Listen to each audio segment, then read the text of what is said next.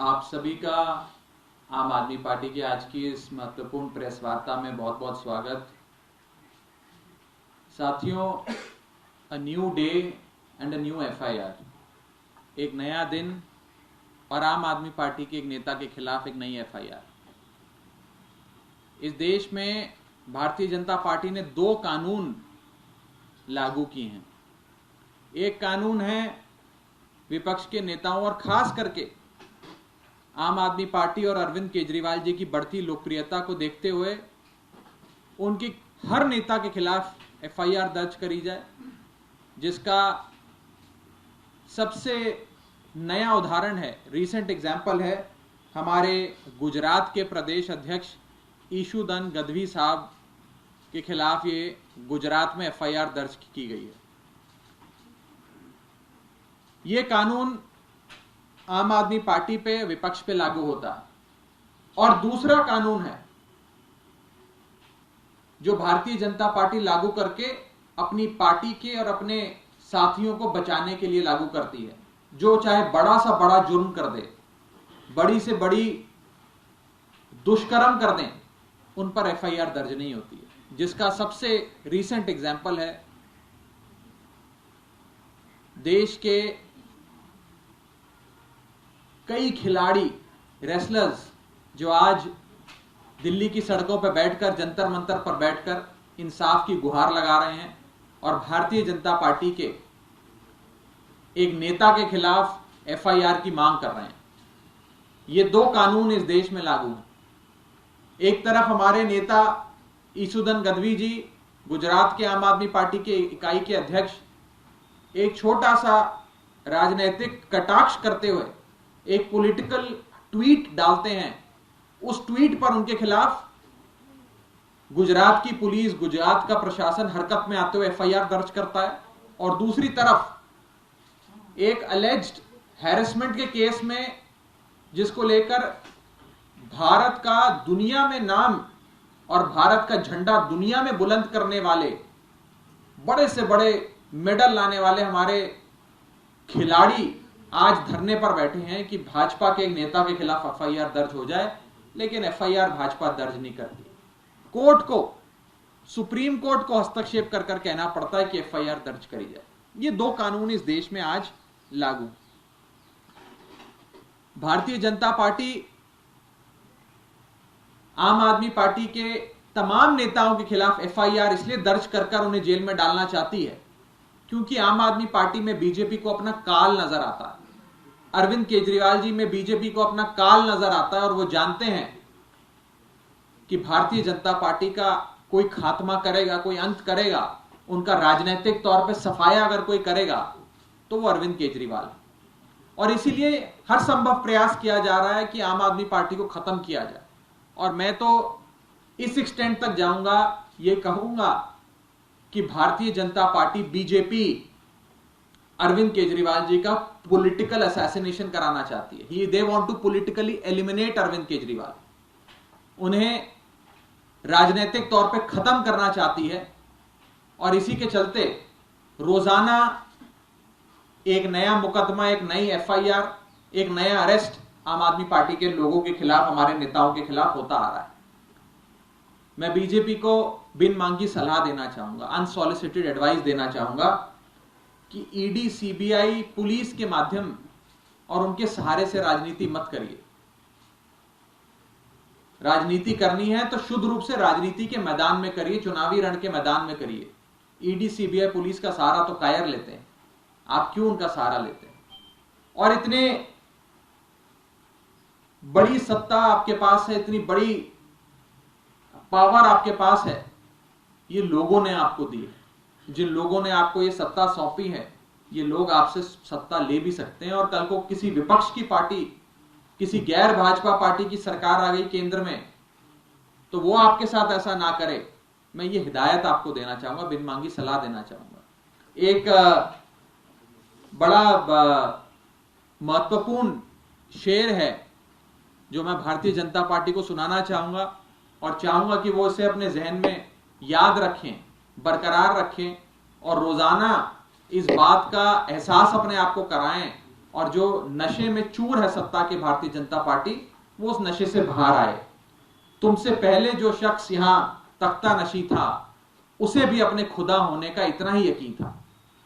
इतना गुमान ना करो अपनी सत्ता पे कि विपक्ष के तमाम नेताओं के खिलाफ मुकदमे और एफआईआर करते जाओ। और जिस ईशुदन गदवी पे हमारे भारतीय जनता पार्टी के नेताओं ने एफआईआर दर्ज कराई है, मैं उस ईशुदन गदवी साहब के एक पॉलिटिकल ट्वीट के लिए आज उन पे जो पर्चा दर्ज हुआ है, उस संदर्भ में कहना चाहूंगा कि अगर कोई झूठी अफवाहें, गलत tweet, fake news social media पे फैलाता है, तो वो भारतीय जनता पार्टी के लोग फैलाते हैं। ये अधिकार सिर्फ उन्हें ही है। और बीजेपी के सोशल मीडिया विंग ने सिर्फ नेताओं के खिलाफ ही नहीं, गैर भाजपा पॉलिटिकल पार्टीज के खिलाफ ही नहीं, इस देश के बड़े से बड़े जजेस के खिलाफ भी सोशल मीडिया पर गलत बयानबाजी कर कर उनकी भी छवि को चोट पहुंचाने की कोशिशें करी। बीजेपी का सोशल मीडिया विंग आज इस देश की इंडिपेंडेंट जुडिशरी और उस इंडिपेंडेंट जुडिशरी के हिस्से हिंदुस्तान के जजेस को भी नहीं छोड़ते। ये उनकी भी छवि खराब करने में अपने सोशल मीडिया विंग के सारे लोगों को लगा देते हैं। मैं बीजेपी के लोगों को कहना चाहूंगा कि डराओ उनको जो आपसे डरते हैं। आम आदमी पार्टी का एक एक कार्यकर्ता अरविंद केजरीवाल जी का सिपाही है, क्रांतिकारी है। ना आपकी एफआईआर से डरता है, ना आपकी जेल से डरता है। लेकिन जितनी आप एफआईआर और जितने मुकदमे हम पे दर्ज करते हैं, उससे यह बात जरूर स्पष्ट हो जाती है, साफ हो जाती है कि जब जब बीजेपी डरती है, पुलिस को आगे करती है। जब जब बीजेपी डरती है, पुलिस को आगे करती है। और उसी पुलिस के माध्यम से आज उन्होंने हमारे गुजरात के प्रदेश अध्यक्ष ईशुदन गदवी पे एक एफआईआर दर्ज करी है। हम इस एफआईआर की निंदा करते हैं, कठोर से कठोर निंदा करते हैं और बीजेपी को कहते हैं कि आम आदमी पार्टी का भले ही 13% वोट शेयर, 5 सीटें आई, हमने आपके गढ़ के गढ़ में सेंध मारी। गुजरात जिसे कहा जाता था कि कोई गुजरात में भारतीय जनता पार्टी को चुनौती नहीं दे सकता, हराना तो दूर की बात है, आपके गढ़ में घुसकर 13% वोट लिया। अपने डेब्यू में पहली बार हम चुनाव के मैदान में गुजरात में उतरे और 5 सीटें लाए। और जो शानदार प्रदर्शन गुजरात में देते हुए आम आदमी पार्टी ने राष्ट्रीय पार्टी बनने का जो दर्जा था वो हासिल किया, वो कमाया, वो पाया, आज उससे कहीं ना कहीं बौखलाकर, डर कर ये एफआईआर हम पर करी जा रही हैं। जैसा कि मैंने शुरुआत में कहा था, a new day and a new FIR, ये शीर्षक है जो मुझे लगता है कि इस समय जो आम आदमी पार्टी के खिलाफ भारतीय जनता पार्टी ने जंग छेड़ी हुई है, उसको एक प्रकार से संदर्भ में डालता है। ये रोजाना एक नई मुकदमा, एक नया एफआईआर बीजेपी के लोग करते हैं। और बदला किस चीज का ले रहे हैं? इस चीज का बदला ले रहे हैं कि अरविंद केजरीवाल जी ने देश के एथलीट्स, हमारे खिलाड़ी, रेसलर्स के साथ जाकर जंतर मंतर पर न्याय की गुहार लगाई।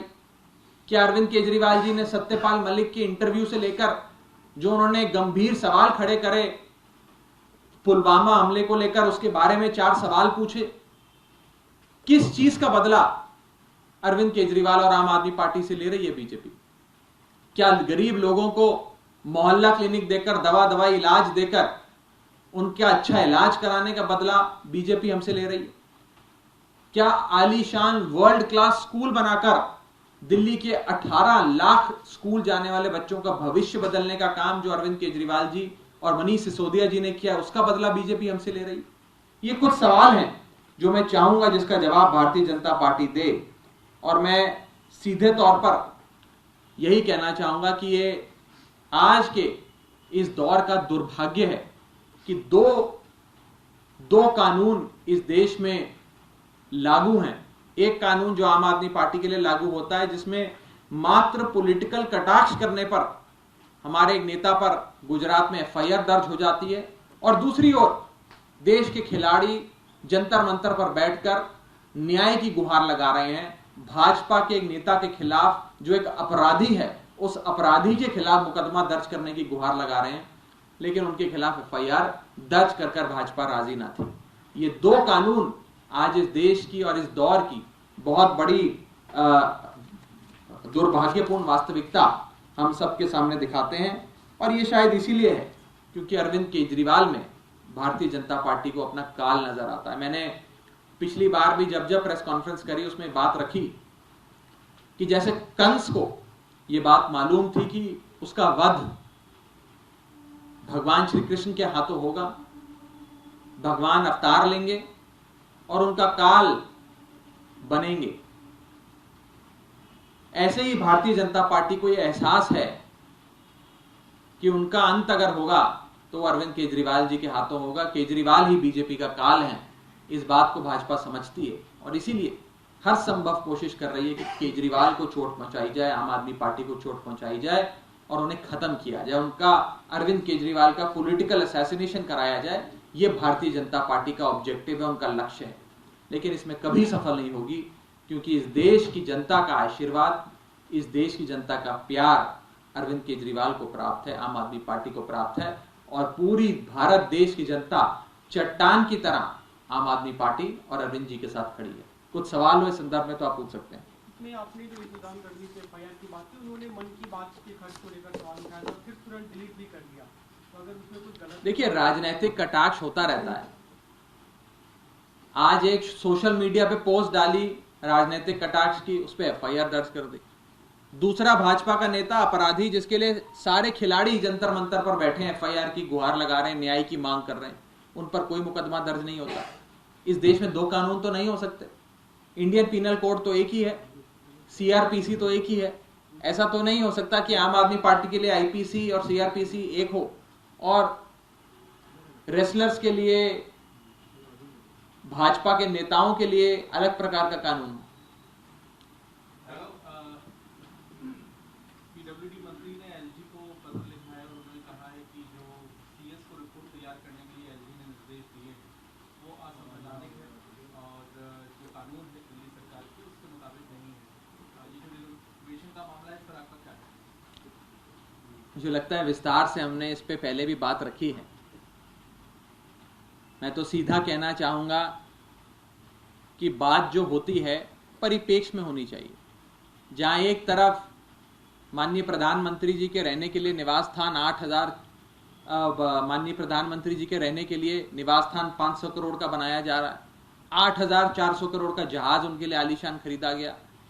अभी पता लगा कि IIT कर्नाटक के उद्घाटन में 10-10 करोड़ रुपए मात्र 1 घंटे के कार्यक्रम के लिए उन्होंने खर्च कर दिए गए। तो बहस परिप्रेक्ष्य में होनी चाहिए और मैं भारतीय जनता पार्टी के नेताओं के लिए और उपराज्यपाल के लिए कहना चाहूंगा कि अरविंद केजरीवाल दिल्ली के बेटे हैं।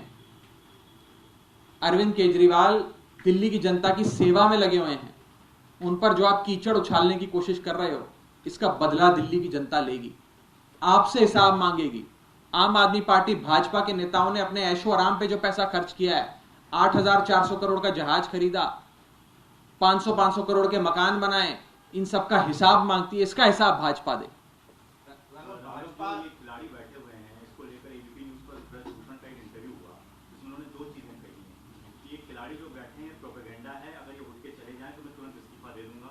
दूसरी बात कि राजनीतिक पार्टियां इसका राजनीतिक फायदा उठा रही हैं, मैं बिल्कुल निर्दोष हूं, मेरे को कोई आरोप सिद्ध नहीं हो सका, ना होगा। इसको आम आदमी पार्टी किस नजरिए से देख रही है? क्या ब्रजभूषण सही है या गलत है, या जांच किस तरीके से चल रही है, उस पर आपका क्या कहना है? हमारी पार्टी के सबसे बड़े नेता, आम आदमी पार्टी के राष्ट्रीय संयोजक ने जंतर मंतर पर जाकर खिलाड़ियों के साथ कंधे से कंधा मिलाकर न्याय की मांग करी है। जांच हो, FIR दर्ज हो, इन्वेस्टिगेशन कैरी आउट हो और सच का सच सामने आए, दूध का दूध पानी का पानी हो, ये मांग रखी। ये बहुत ही दुर्भाग्यपूर्ण है कि हमारे देश के खिलाड़ियों को इस प्रकार से सड़कों पे आना पड़ रहा है एक छोटी सी न्याय की मांग करने के लिए। हमारे देश का न्याय की जो पूरी सिस्टम है, क्रिमिनल जस्टिस सिस्टम है, वो अपने आप में इतना बुलंद और मजबूत होना चाहिए कि किसी भी विक्टिम को या किसी भी पीड़ित शख्स को इतना जद्दोजहद ना करनी पड़े न्याय मांगने के लिए और न्याय पाने के लिए। इसीलिए मैं ये मांग करता हूं कि आम आदमी पार्टी की ओर से मांग करता हूं कि एफआईआर दर्ज होते ही इन्वेस्टिगेशन हो, अरेस्ट हो और इसके साथ साथ हमारे खिलाड़ियों को न्याय दिया जाए। आज जो लोग ये कह रहे हैं कि इसका राजनीतिकरण किया जा रहा है, मैं उनको ये कहना चाहता हूं कि विपक्ष के किसी नेता को वहां जाने का मौका ही ना मिलता अगर आप पहले ही एफआईआर दर्ज करके जांच कर देते। खिलाड़ियों को जंतर मंतर बैठने का मौका ही ना मिलता अगर आप पहले ही एफआईआर दर्ज करके जांच करवा लेते, सजा सुना देते। ये तो आपकी नाकामी है कि आप लोग, भारतीय जनता पार्टी की कानून व्यवस्था की और प्रशासन की नाकामी है कि आप लोग एक एफआईआर नहीं दर्ज कर पाए। जिस प्रकार से आपकी तमाम एजेंसियां विपक्ष के नेताओं को पकड़ पकड़ के जेल में डालने के लिए आतुर घूमती हैं, सीबीआई हो, ईडी हो, दिल्ली पुलिस हो, इनकम टैक्स हो, ये सारी एजेंसियां जब भाजपा के नेता का कोई मुकदमा आता है तो उनको सांप सूंघ जाता है। तो मैं कहना चाहूंगा कि न्याय की गुहार जो हमारे देश के खिलाड़ी लगा रहे हैं उन्हें न्याय मिले, ऐसी मैं मांग रखता हूँ। भारतीय जनता पार्टी धरने पर बैठी है, उनको बैठने दीजिए, उनका कहना है कि हम तब तक बैठे रहेंगे जब तक बैठे रहिए। Thank you. सीएम अपने घर को दिखा के, कल एलजी ने कहा कि हमारा घर खुला है, दिल्ली की जनता देख सकती है। मैं यही कहना चाहूंगा भारतीय जनता पार्टी को कि इस देश की जनता भारतीय जनता पार्टी के सबसे बड़े नेता माननीय प्रधानमंत्री जी के घर पे जितना पैसा खर्च हुआ उसका हिसाब मांगती है। 8,400 करोड़ का जो जहाज खरीदा गया उसका हिसाब मांगती है। जिस प्रकार से एक दिन के आईआईटी कर्नाटका में जो आईआईटी का उद्घाटन हुआ उसके 1 घंटे के कार्यक्रम पे 10 करोड़ रुपए खर्च हुए, उसका इंसाफ मांगती है, उसका हिसाब मांगती है। भारतीय जनता पार्टी पहले इसका इंसाफ दे, फिर इस विषय पर चर्चा करें। आम आदमी पार्टी ने आरोप लगाया था कि एलजी के घर में रिनोवेशन 15 करोड़ खर्च हुआ था। उन्होंने आरोप को खारिज किया, कह रहा मेरा घर खुला आके देख लीजिए। आप जाइए, आ गए, देख कर आइए। अरे आप जाइए, देख कर आइए। आप इन्वेस्टिगेटिव जर्नलिज्म करते हैं, आज जाइए, अभी जाइए, देखते हैं आपके लिए दरवाजा खोलते हैं नहीं खोलते हैं एलजी साहब, अभी जाइए। अगर आपको वहां एंट्री मिल जाती है तो मुझे बताइएगा, मैं भी पीछे पीछे आ जाऊंगा। Thank you.